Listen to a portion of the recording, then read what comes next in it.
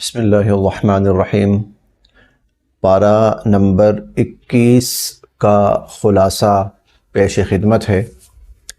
اختصار کے ساتھ چند چیزوں کی طرف توجہ ہی دلانی ہے۔ 21ویں پارے میں اللہ رب العزت نے مشرکین کی ایک عجیب حماقت اور ان کے شرک کا ایک عجیب منظر بیان فرمایا ہے، اور وہ یہ کہ فَإِذَا رَكِبُوا فِي الْفُلْكِ دَعَوُا اللَّهَ مُخْلِصِينَ لَهُ الدِّينَ فَلَمَّا نَجَّاهُمْ إِلَى الْبَرِّ إِذَا هُمْ يُشْرِكُونَ۔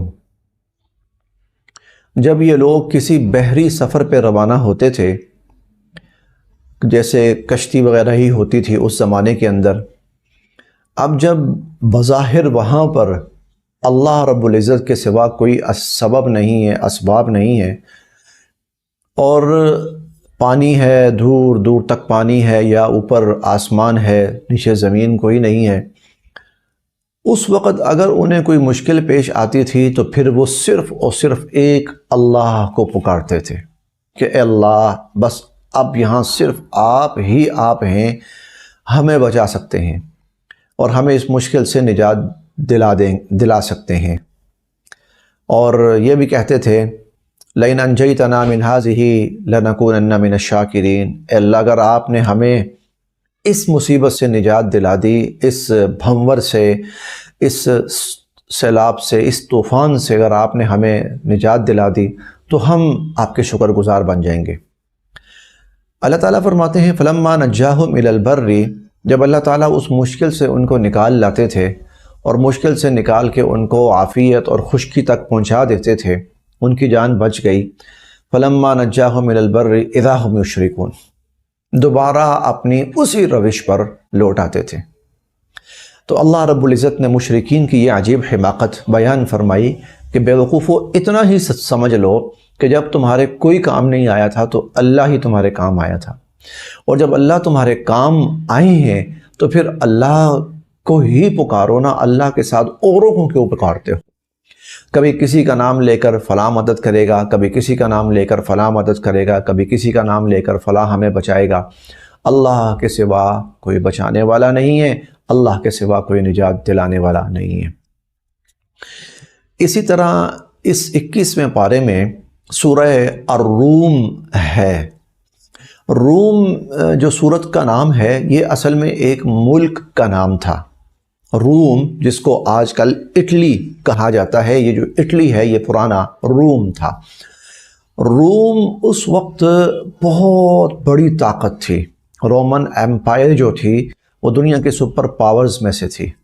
دنیا میں دو بڑی طاقتیں تھیں، ایک ایرانی طاقت تھی، ایران تھا، اور پرشین ایمپائر، اور ایک روم تھا، رومن ایمپائر۔ یہ دو بہت بڑی طاقتیں تھیں۔ یوں سمجھیں کہ آدھی دنیا روم کے ماتحت تھی تو آدھی دنیا ایک طرح سے ایران کے ماتحت تھی۔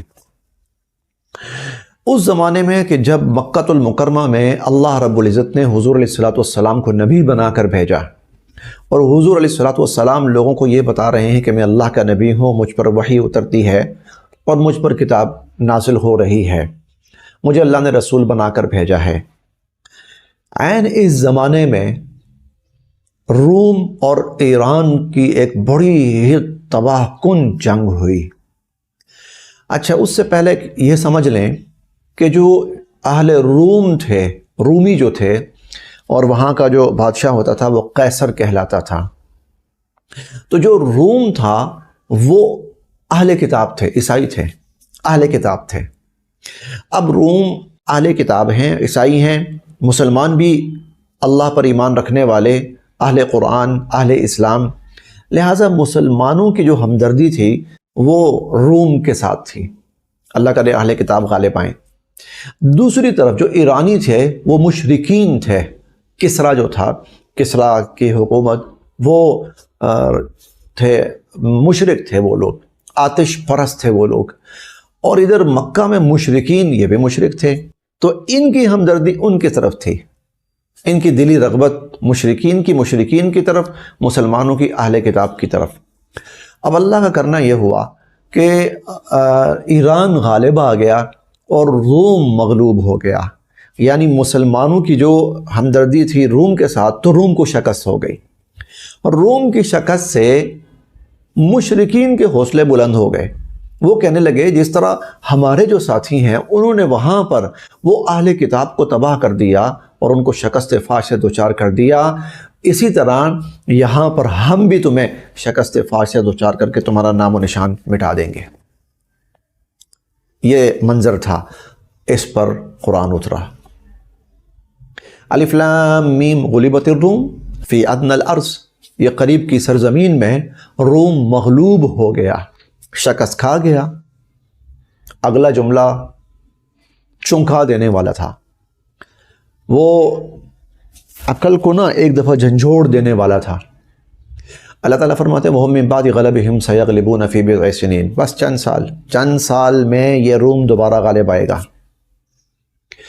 اور یہ بات بظاہر اتنی عجیب، اتنی حیران کن تھی کہ ابو جہل نے حضرت ابو بکر صدیق رضی اللہ عنہ سے شرط لگا لی، 100 اونٹ کی شرط لگاتے ہیں، اگر جو مدت قرآن بتا رہا ہے اس میں اگر روم غالب آ گیا دوبارہ تو میں شرط ہار گیا تو میں 100 اونٹ دوں گا، اور اگر روم اس پوزیشن میں نہ آیا، وہ کہتے ہیں روم تو اٹھ بھی نہیں سکتا، لڑنا تو بہت دور کی بات ہے، اور اگر روم جو ہے شکست کھا گیا اور اس پوزیشن میں نہ آ سکا، 9 سال میں غالب نہ آ سکا، تو آپ پھر مجھے 100 اونٹ دو گے۔ ٹھیک ہے، ڈن۔ 9 سال گزرے، ایک دفعہ پھر روم نے بڑی تیزی کے ساتھ اپنے آپ کو امپروو کیا، کھڑا ہوا دوبارہ بہت جلدی، اور کھڑے ہو کر حملہ کیا، ایران کے اوپر حملہ کیا، اور ایسی ایک اور تباہ کن جنگ ہوئی اور ایران شکست کھا گیا۔ اچھا، بڑی حیران کن بات یہ تھی، ادھر ایران شکست کھا رہا ہے، عین ان دنوں کے اندر ادھر غزوہ بدر ہو رہا ہے، اور غزوہ بدر کے اندر اللہ تعالیٰ نے مسلمانوں کو فتح عطا فرمائی۔ وہاں اہل کتاب جن کی ہمدردی مسلمانوں کے ساتھ تھی یا مسلمانوں کی ہمدردی ان کے ساتھ تھی، اور یہاں مسلمان غالب آ گئے۔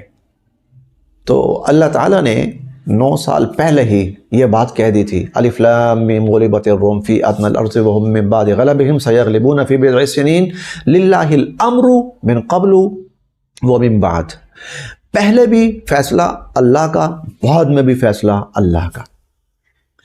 وَيَوْمَئِذٍ يَفْرَحُ الْمُؤْمِنُونَ بِنَصْرِ اللَّهِ، اور اس دن ایمان والے اللہ کی مدد سے ویسے ہی بڑے خوش ہوں گے، اور وہ اللہ کی مدد کیا تھی؟ غزوہ بدر میں مسلمانوں کو فتح ہوئی۔ قرآن کے جو وعدے ہوتے ہیں وہ 100% سچے ہوتے ہیں، اور قرآن کے جو دلائل ہوتے ہیں وہ 100% سچے، اور دنیا ایسے اپنی آنکھوں سے ان کو دیکھتی ہے اور اپنی انگلیاں اپنے دانتوں سے چباتی ہے اور کاٹتی ہے۔ جی، قرآن کے دعوے، قرآن کے چیلنج، قرآن کی پیشن گوئیاں ایسے بالکل سچ اور برحق۔ اللہ رب العزت نے اس 21ویں پارے میں اپنی قدرت کے بہت سے دلائل نازل فرمائے، بیان فرمائے کہ انسان اللہ کی قدرت پہ غور کرے، تاکہ اس کے اندر اللہ رب العزت کی ذات کے حوالے سے عظمت، احترام اور اللہ کی قوت اور ہیبت اس کے دل میں بیٹھے، اور وہ اللہ کی اطاعت کے اوپر متوجہ ہو۔ میں اختصار کے ساتھ 9 دلائل اکٹھے ایک جگہ بیان کیے۔ خلقکم من انفسکم ازواجا، سب سے پہلی اللہ رب العزت نے انسان سے انسان پیدا کیے، صرف اللہ کی قدرت، اللہ کے سوا کوئی نہیں کر سکتا۔ خلق السماوات والارض، اللہ تعالیٰ نے آسمانوں و زمینوں کو پیدا فرمایا۔ کبھی غور کیجئے گا اس کے اوپر، آسمان تو پتہ نہیں کہاں ہے، ہم نے اس کو دیکھا نہیں ہے، ہم نے اس کو ٹٹولا نہیں ہے، ہم اس پہ رہے نہیں ہیں، لیکن جس زمین پر ہم ہیں، اللہ کی قدرت کی اتنی بڑی نشانی ہے، کیا کیا عجائبات نہیں آئے، کیا کیا انقلابات نہیں آئے، کیا کیا انسان نے زمین کے اوپر بوجھ نہیں ڈالے، کیا کیا جنگیں نہیں لڑیں، زمین اپنی جگہ جوں کی توں کھڑی ہے، ٹس سے مس نہیں ہوئی، اور یہ کروڑہا سال سے ہے ایسے ہی ہے۔ قومیں آئیں گئیں، آفتیں آئیں، سیلاب آئے، طوفان آئے، زلزلے آئے، جنگیں ہوئیں، کیا کچھ نہیں ہوا، اپنی جگہ کھڑی ہے اللہ کی قدرت۔ انسان مر رہا ہے، اس میں جا رہا ہے، مر رہا ہے، جا رہا ہے، مر رہا ہے، جا رہا ہے، ادھر سے اللہ کی رحمت کے خزانے ہیں، نکل رہے ہیں، نکل رہے ہیں، نکل رہے ہیں، کھائی جا رہا ہے انسان، کھائی جا رہا ہے، اللہ کی قدرت۔ واختلاف السنتکم، تیسری اللہ تعالیٰ کی قدرت کی دلیل، اللہ پاک نے لوگوں کو مختلف زبانیں عطا فرمائی۔ وَأَلْوَانِكُمْ، چوتھی اللہ تعالیٰ نے انسانوں کو مختلف رنگوں والا بنایا ہے، کوئی سیاہ فام، کوئی سفید فام، کوئی سانولے، کوئی کچھ، کوئی کس طرح۔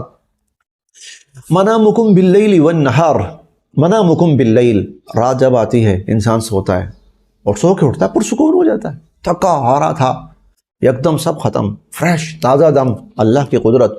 وابتغاؤکم من فضلہ، اور انسان دن کو اٹھتا ہے اور جا کر اللہ تعالیٰ کی زمین پہ پھیلتا ہے، اپنی قدرت تلاش کرتا ہے، اللہ کا رزق تلاش کرتا ہے، اور ہر جگہ اللہ نے اس کے لیے رزق رکھا ہوا ہے، اللہ کی قدرت کی نشانی ہے۔ وَهُوَ الَّذِي يُرِيكُمُ الْبَرْقَ، اللہ تعالیٰ جب بادل بھیجتے ہیں تو بادل گرجتے ہیں، بجلیاں چمکتی ہیں، اللہ کی قدرت کی نشانی ہے۔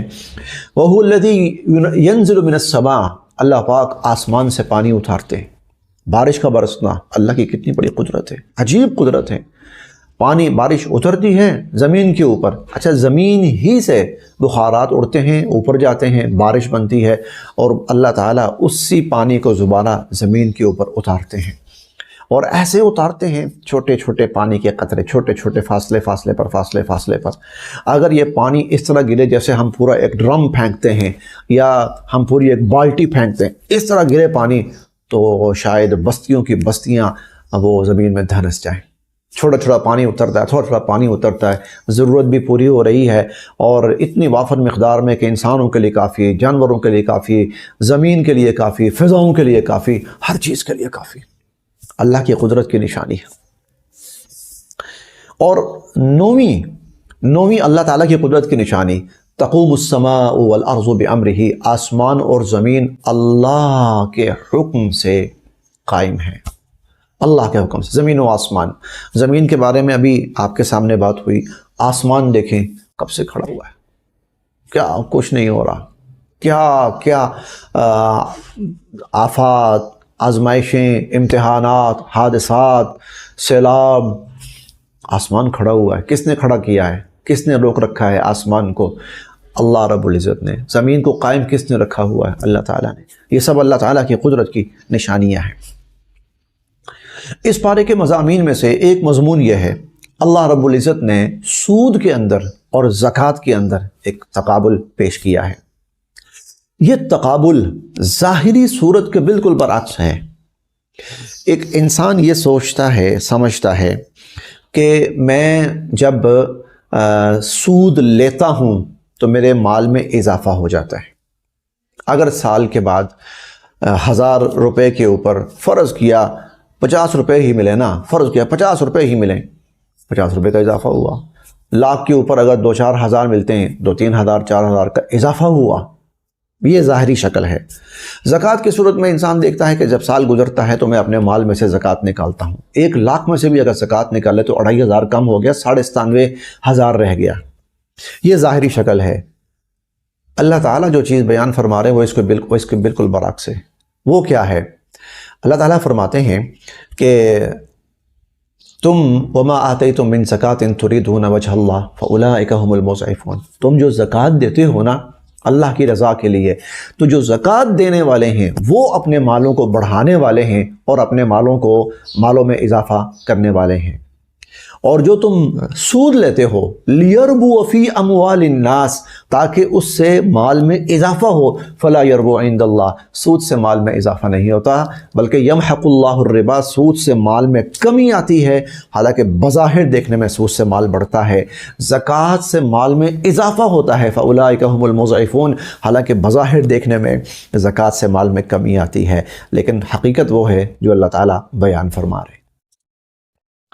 اس پارے کے مضامین میں سے ایک مضمون اللہ رب العزت نے پوری ایک صورت نازل فرمائی لقمان، ایک ہستی کے نام پر۔ یہ کون تھے؟ اللہ کے نیک بندے، بڑے برگزیدہ بندے، پچھلی اقوام میں سے کسی قوم میں، غالباً حضرت ایوب علیہ السلام کے زمانے کا یہ تذکرہ ہے۔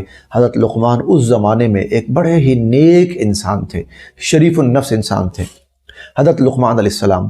اللہ رب العزت نے اس پارے کے اندر ان کا تذکرہ فرمایا ان کی نیکی کی بنا پر، ان کے تقوی کی بنا پر، ان کی عبادات کی بنا پر، ان کی للہیت کی بنا پر، حالانکہ وہ حضرت لقمان ایک بظاہر بڑے ہی غریب سے انسان تھے، جھونپڑی میں رہتے تھے اور حبشی النسل تھے، جھونپڑی میں رہتے تھے، حبشی النسل تھے اور غریب تھے، لیکن نیک تھے، متقی تھے، پرہیزگار تھے.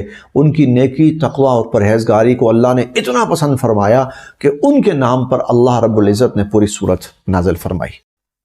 اللہ رب العزت نے یہاں پر اس سورہ لقمان کے اندر جہاں حضرت لقمان علیہ السلام کا ذکر فرمایا، وہیں پر ان کی کچھ ایسی نصیحتیں بیان فرمائیں جو انہوں نے اپنے بیٹے کو کی. یہ تقریباً 10 نصیحتیں ہیں جو انہوں نے اپنے بیٹے کو کی. اللہ کو اتنی پسند آئیں کہ قرآن کریم کا حصہ بنا دیا، گویا ہمیں سبق اور پیغام دے دیا کہ اپنی اولادوں کو خیر اور بھلائی کی نصیحت اور تلقین کرتے رہو. اختصار کے ساتھ وہ نصیحتیں سماعت فرمائیں جو حضرت لقمان علیہ السلام نے اپنے بیٹے کو کی. پہلی نصیحت یہ کی، یا بنی لا تشرک باللہ، اے بیٹا اللہ کے ساتھ کسی کو شریک نہ ٹھہرانا. ان الشرک لظلم عظیم، کیونکہ شرک بہت بڑا ظلم ہے. یعنی ظلم کا مطلب جس کا حق ہے اس کو نہ دیا جائے اور حقدار کا حق لے کر غیر کو دیا جائے. شرک سے بڑا ظلم کیا ہوگا؟ عبادت اللہ کا حکم ہے، اللہ کا حق ہے، اللہ سے لے کے بندوں کو دیا جائے، اس لیے شرک سب سے بڑا ظلم ہے. دوسری نصیحت یہ فرمائی کہ یا بنی انہا ان تک مثقال حبۃ من خردل فتکن فی صخرۃ او فی السماوات او فی الارضیات بہ اللہ. اللہ کے علم کا خیال رکھنا، کیونکہ اللہ کا علم یہ ہے کہ اگر ذرہ کے برابر بھی کوئی چیز، کسی رائی کے دانے کے برابر بھی کوئی چیز کسی چٹان میں ہوئی، آسمان میں ہوئی، زمین میں ہوئی، اللہ تعالیٰ اس کو بھی جانتے ہیں اور اس کو بھی اللہ ظاہر فرمائیں گے. 2 نصیحتیں. تیسری، یا بنی اقم الصلاۃ، بیٹے نماز قائم کرو.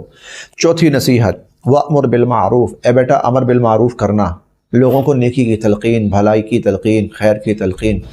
ونہا عن المنکر، 5ویں نصیحت، بیٹا جہاں برائی دیکھو نا تو منہ پھیر کے نہیں نکلنا، آنکھیں نیچے نہیں کرنی، بلکہ اس برائی کو اپنی بساط کی حد تک روکنے کی کوشش کر. نمبر 6، واصبر علی ما اصابک، دنیا میں تکلیفیں، پریشانیاں، مصیبتیں آئیں گی، صبر کرنا. ولا تصعر خدک للناس، یہ 7ویں نصیحت ہے. ولا تصعر خدک للناس، بیٹا لوگوں سے جب ملو نا تو منہ پھلاؤ کے نہ ملو لوگوں سے کہ لوگوں کے اندر تم متکبر مشہور ہو جاؤ، نہیں، منہ پھلا کے نہیں، بلکہ خوش اسلوبی کے ساتھ ملو. اور ولا تمشی فی الارض مرحا، زمین میں کبھی اکڑ کے نہیں چلنا، کہ اللہ کو زمین میں اکڑ کر چلنے والے بالکل پسند نہیں ہیں. 9ویں نصیحت، وقصد فی مشیک، کہ جب چلو نا تو اپنی چال کے اندر میانہ روی رکھو، نہ تو بالکل ہی مسکین اور مجبور بن کر اور نہ ہی اکڑ کر اور بلا وجہ متکبر بن کر، بلکہ اپنی چال کے اندر میانہ روی رکھو. وغضض من صوتک، بڑا عجیب جملہ ہے، بیٹا اپنی آواز، گفتگو کرتے ہوئے اپنی آواز آہستہ رکھنا، چیخ چیخ کرنا بولنا. کیوں؟ ان انکر الاصوات لصوت الحمیر، کیونکہ اللہ تعالیٰ کے ہاں آوازوں میں سے سب سے جو بری آواز ہے وہ گدھے کی آواز ہے، جو گلا پھاڑ پھاڑ کر آوازیں نکالتا ہے. اللہ کو ایسی آواز بالکل پسند نہیں ہے، بلکہ سب سے زیادہ ناپسند ہے. یہ حضرت لقمان کی نصیحتیں تھیں جو اللہ تعالیٰ نے قرآن کریم کے اندر ذکر فرمائی میری اور آپ کی نصیحت کے لیے. آگے سورت شروع ہوتی ہے سورۃ الاحزاب.